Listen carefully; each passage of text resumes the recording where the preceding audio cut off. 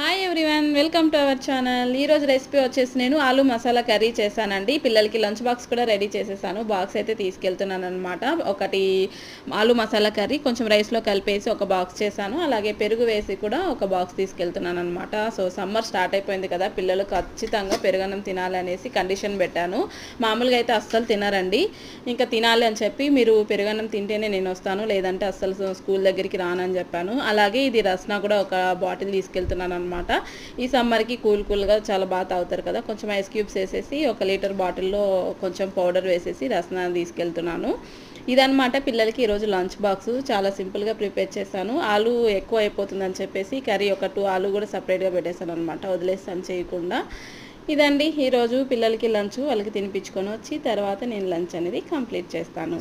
మరి స్కూల్ దగ్గరికి వెళ్ళేసి వస్తాను. బాయ్ అండి. నెక్స్ట్ వీడియోలో మళ్ళీ కలుస్తాను. బాయ్.